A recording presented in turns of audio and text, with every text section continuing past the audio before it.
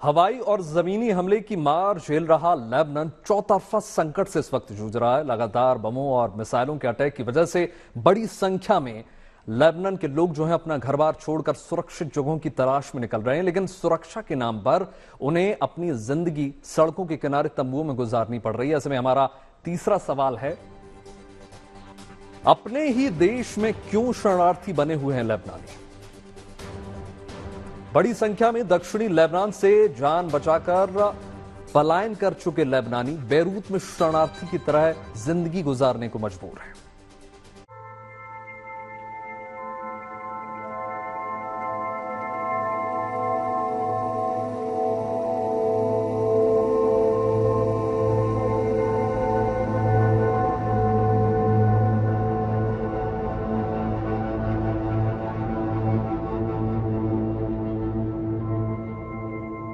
न रहने के लिए घर, न सोने के लिए छत, न खाने के लिए खाना, अब सड़क पर इनका आशियाना।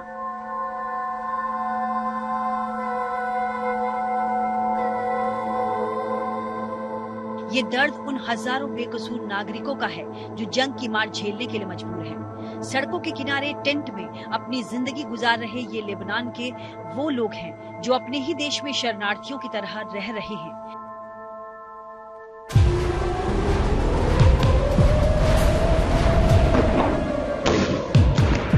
दरअसल दक्षिणी लेबनान में इसराइल के घातक अटैक के बाद वहां रह रहे हजारों नागरिक पलायन कर लेबनान की राजधानी बेरूत पहुंच गए हैं। यहां रहने के लिए न उनके पास कोई जगह है न पैसा, और यही वजह है कि इन लोगों ने सड़क किनारे छोटे छोटे तंबुओं में अपना ठिकाना बना लिया है। ये लोग अब अपने ही देश में शरणार्थी की तरह रहने को मजबूर हैं।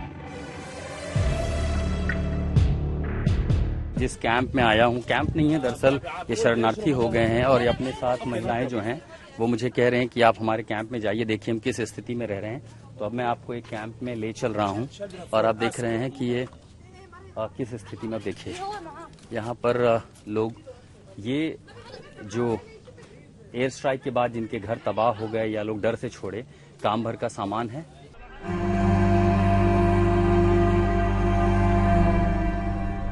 इजरायली हमलों के कारण लेबनान में अब तक 700 से ज्यादा लोगों की जान जा चुकी है और 2 लाख से ज्यादा लोगों को अपना घर छोड़ना पड़ा है।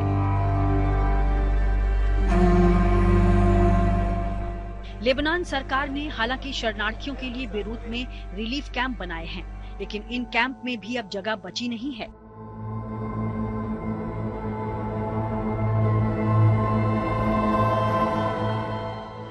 दक्षिणी लेबनान के यारून गांव में जहां पहले ऊंची इमारतें थीं, वहां अब सिर्फ खंडहर बचे हैं। चारों तरफ बर्बादी का मंजर है। इन हालातों से बचने के लिए लोग बेरूत का रुख कर रहे हैं। पलायन इतना बढ़ गया है कि सड़कों से लेकर पार्क तक और बीच से लेकर पार्किंग तक शरणार्थी ही दिखाई दे रहे हैं।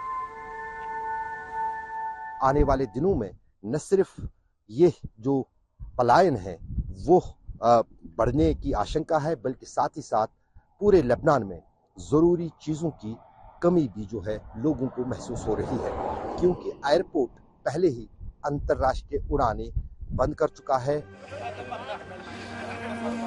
लेबनान में स्थिति इतनी विकट है कि यहाँ रहने वाले लेबनान छोड़कर उस सीरिया का रुख कर रहे हैं, जहाँ से कुछ साल तक लोग सुरक्षित निकलने के लिए जद्दोजहद कर रहे थे।